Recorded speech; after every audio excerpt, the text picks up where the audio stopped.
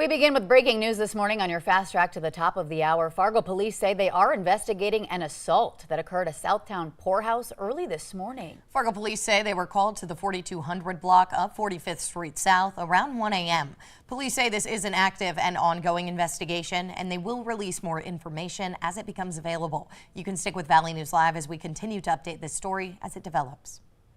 An Emerado man facing felony charges for allegedly assaulting a woman and threatening to kill her is expected in court today. Alexander Mitchell Stewart was arrested last October facing charges including attempted murder, domestic violence, and terrorizing, according to court documents.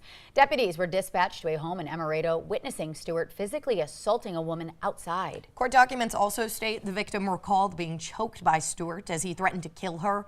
Stewart is expected to be in Grand Forks County Court at 1:30 this afternoon. A man was arrested for child porn after a search of his home last evening. Fargo officers executed a search warrant in the 500 block of 31st Avenue North, finding child sexual abuse materials. 55-year-old Joel John Schumacher was arrested and was booked into the Cass County Jail. The North Dakota BCI is assisting Fargo police with that investigation. We're learning more about a burglary investigation out of Polk County. Yeah, a second suspect now in custody this morning. The sheriff's office says the name of that 34-year-old suspect from Emerado will be released once formal charges are filed. A 29-year-old Warren man was arrested yesterday morning. The Polk County Sheriff's Office got a call about a burglary in progress, they say, just before 6 a.m. yesterday. But deputies say the two men ran off before they got there. Anyone with information is asked to call the sheriff's office. FTX co-founder Sam Bankman-Fried is scheduled to learn his sentencing today. This comes 4 months after he was found guilty of orchestrating the multi-billion-dollar fraud that prompted the collapse of the FTX cryptocurrency exchange. A New York City federal jury convicted Bankman-Fried in November on 2 counts of fraud and 5 counts of conspiracy. His consistent lack of remorse, they say, throughout the trial is likely to weigh on the sentence as well. It's been 1 month since a missing Williston woman was last seen. 27-year-old Brianna Ward was reported missing on February 28th. Our very own Valley News team's Anna Ballweber spoke with her family members who say they are not giving up hope. Where is she? She doesn't just disappear. Chelsea Francis has been without her sister, Brianna Ward, for about 1 month now. What seemed like a normal phone call back in February turned out to be one of the last times she's heard Ward's voice. The last time I physically saw her in person was in 2022, but I talked to her over the phone through video on February 20th. And just 8 days later, she was officially reported missing. With leads quickly drying up and questions still left unanswered, Francis began traveling hours to and from home to work with investigators to search for her sister. The hardest part is just not knowing anything. You hear a lot of speculation and tips that are horrible that you never want to read, you never want to hear in your life. Police say they followed up on several of these tips, but still nothing. Acknowledging her sister's wild and turbulent past, she says that doesn't matter. There's no judgment.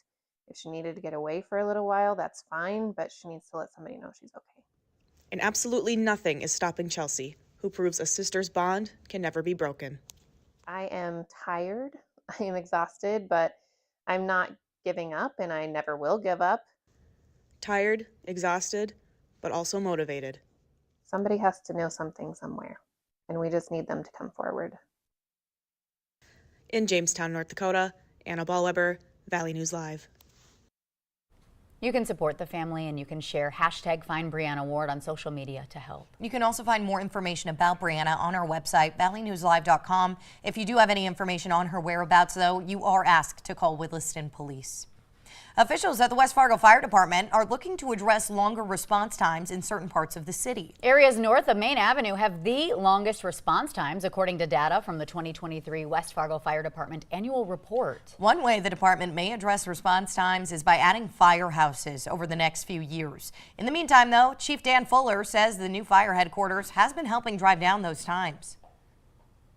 For a fire truck going to a medical emergency from this station, or for Planning Zone 1 in 2023 was a little over 6 minutes, and we've been able to drop it to 4 minutes, 40 seconds.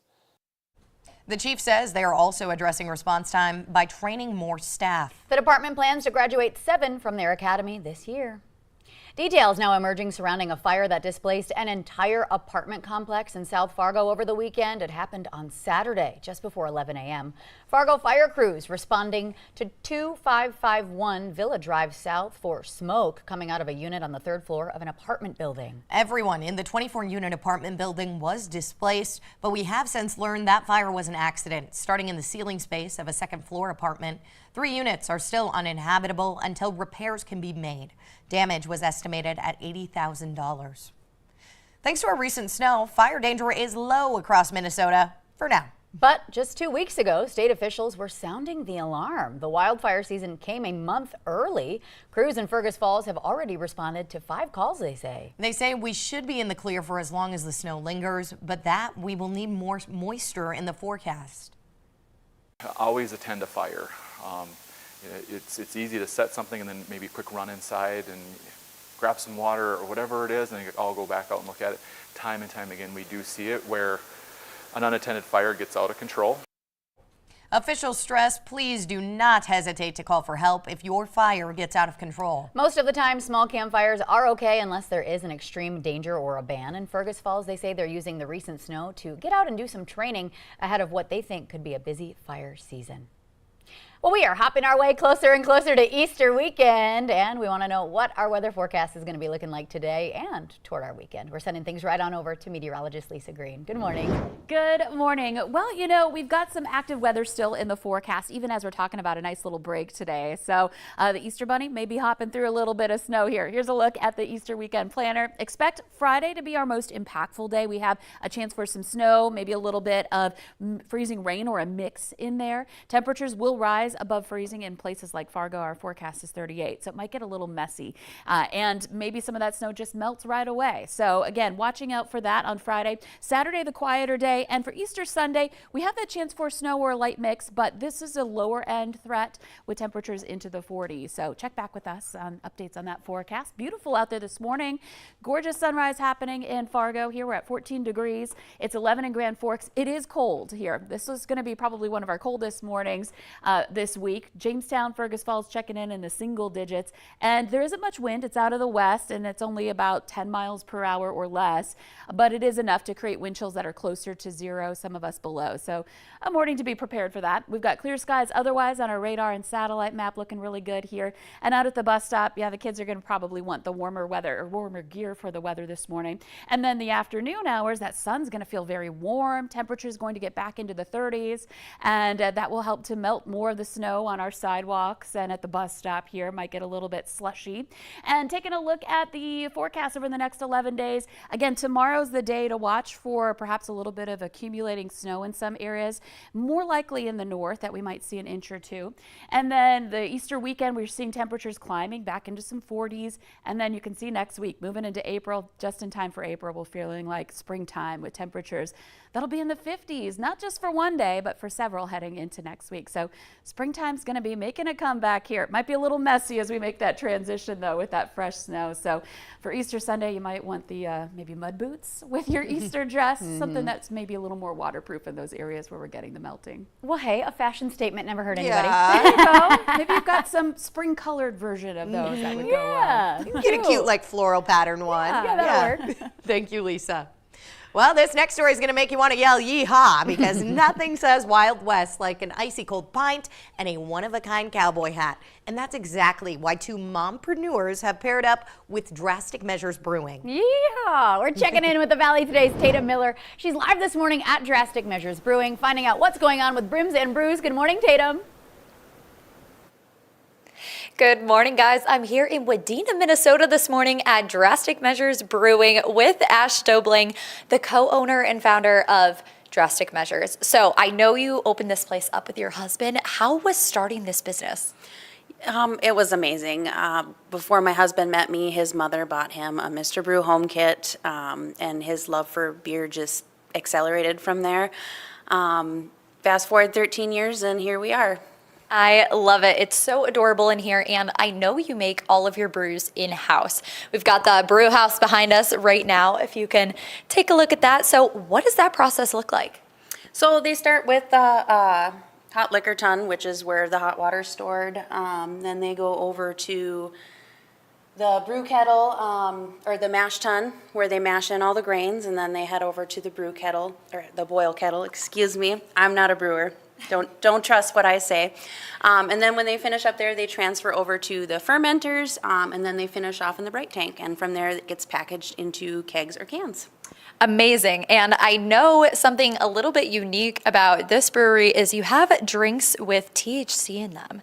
So what does that look like? How is that different than your regular brews? So these drinks are all THC, which is Delta-9 derived from hemp, completely compliant with everything Minnesota statutes say. We have a couple different products. One is a tropical punch. That's a 5 milligram. That's just like juice with a little bit of THC in it. You don't taste it. And then we have another one called Highs. This is a 10 milligram. This one has no added sugar. It's just carbonated water, THC, and fruit puree. So we definitely have some options. We actually sell gummies now too, and those are from the same company we get our THC product from for the drinks. So. All right, amazing. Well, thank you so much, Ash. If you want to try out some of these funky drinks, you can come on over tonight, and you can also take a look at the hat bar that we are going to be talking about next. I'll check in with you in a little bit. Back to y'all at the studio. All right, thank you so much for the live check-ins this morning, Tatum Miller. Yeah, so much fun. The Elevated Brimco will be at Drastic Measures from 6 to 9 tonight. You can find more information on how to RSVP on their Facebook page. Well, big congratulations in order for North Dakota's Band Teacher of the Year, who says she's on a mission to instill a lifelong love of music within her students. We are talking about music teacher Donna Helfrich. She's been teaching for 30 years at Berthold Public Schools. She says music adds so much to people's lives, and she'd like to see the kids take it past high school. We get to practice music all day and learn music. I mean, of course, there's frustrating moments too, but I have the best job. The class will be heading to Minneapolis to see The Lion King at a theater later this year. Very fun. Yeah. And for the first time ever, a West Fargo school is sending a team to the World Lego League competition. Yeah, listen to this. A group of 7th, 4th, and 5th graders from Freedom Elementary won the state of North Dakota's first Lego League tournament. It was at UND last month, and they are the very first West Fargo team to do so. So now they're ready to hit the global stage. A lot of people don't maybe know about Lego League. They do think of it as the Legos and the robotics, but a huge part of it is their innovation project.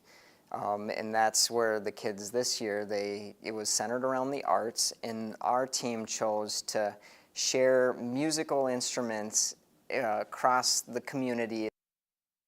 And now the team says they need your help to get to Houston, Texas to compete in just a couple weeks. We posted the link to their GoFundMe account right on your free VNL News app. Just click on this story. And best of luck to the team. Yeah, wow. Congratulations. I love the tie-dye t-shirt. Yeah, I want to join the team just for that. Yep.